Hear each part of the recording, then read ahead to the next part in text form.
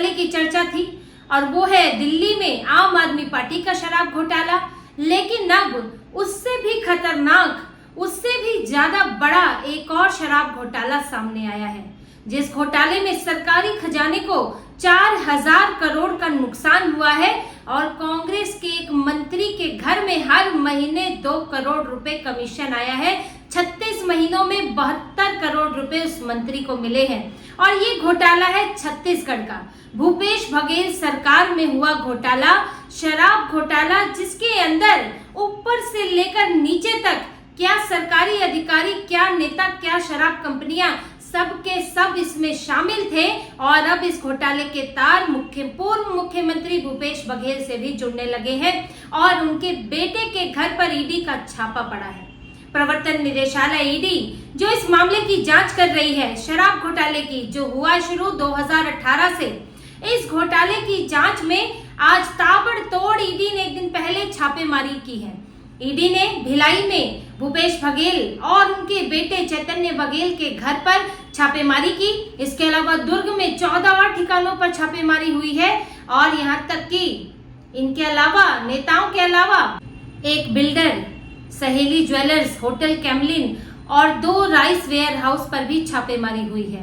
और एक दिन में ईडी ने कई छापेमारियां की और जब से 2023 से ईडी इस मामले की जांच कर रही है, इसमें 205 करोड़ की जब्ती भी हो चुकी है। और यहाँ तक कि भूपेश बघेल सरकार में आबकारी मंत्री कवासी लखमा, उनकी भी गिरफ्तारी हुई है और वो 7 दिन की रिमांड पर लिए गए थे और उनसे जो पूछताछ हुई है उसके 1 महीने बाद जनवरी में उनकी रिमांड ली गई थी और उसके 1 महीने बाद ये सारी छापेमारी हुई है और मामला भूपेश बघेल के बेटे तक भी पहुंचा है।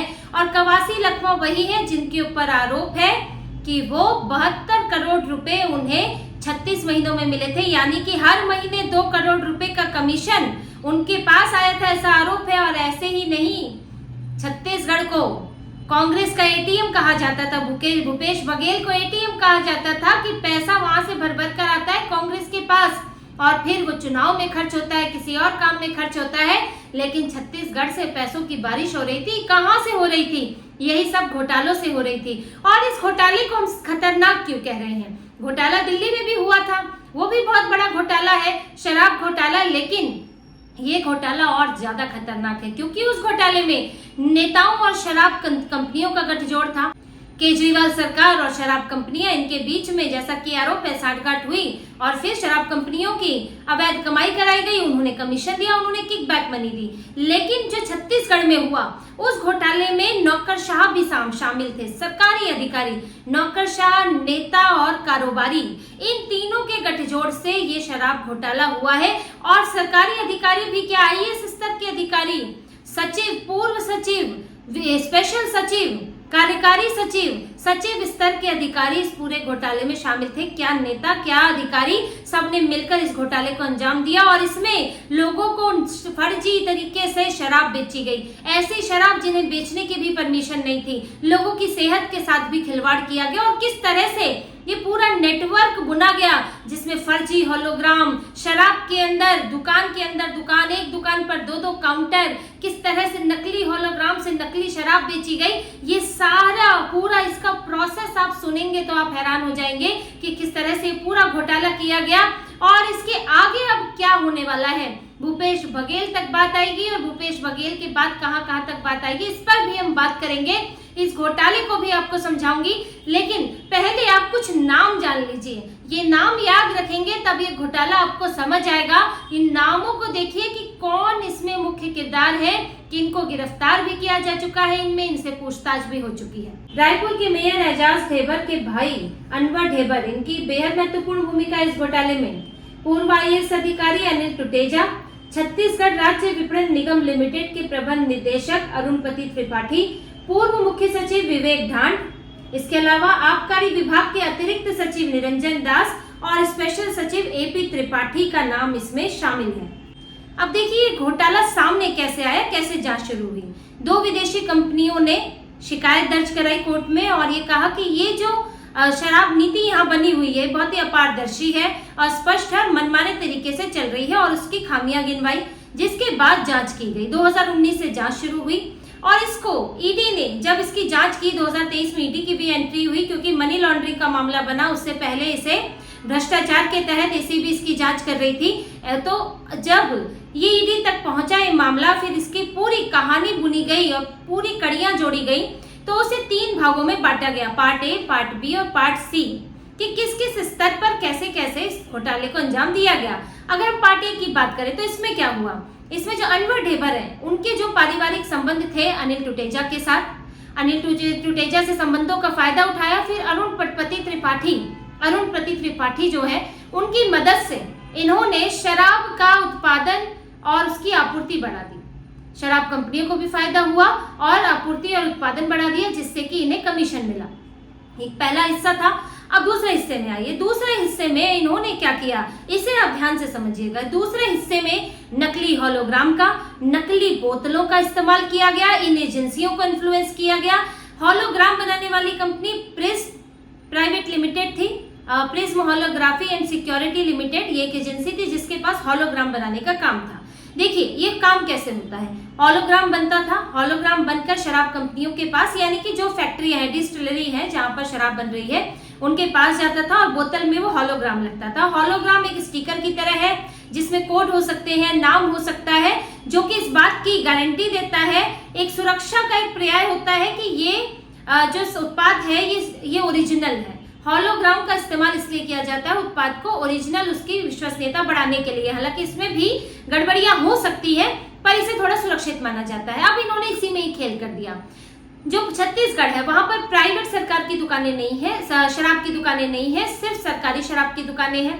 अब इन सरकारी शराब की दुकानों में 2 काउंटर खोल दिए गए। एक काउंटर जहां पर जो है सरकार द्वारा खरीदी गई, जो कि जिसकी परमिशन मिली हुई है, लाइसेंसधारी शराब जो है बेची गई। दूसरे काउंटर पर, जो कि ये साफ तौर पे नहीं था, लेकिन वो काउंटर रखा गया जिस पर देसी शराब बेची जाएगी।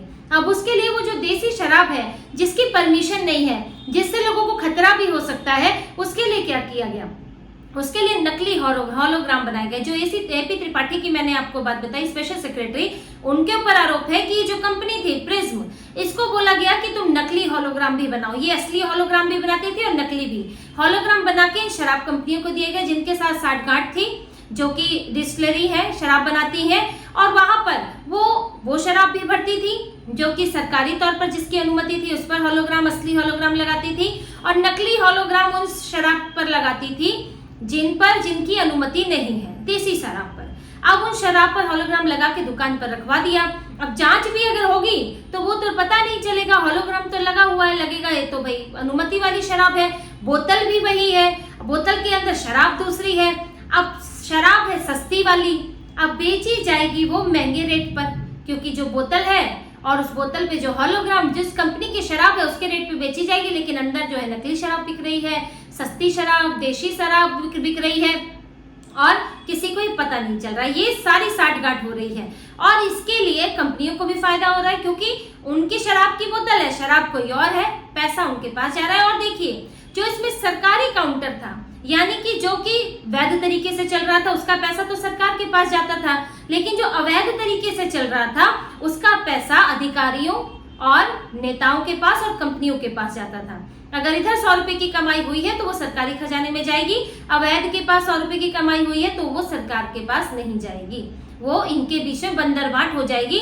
जब शराब की दुकान बंद होती थी उसके बाद इन दुकानों से भी साठगांठ होती थी और फिर इसका बंटवारा किया जाता था।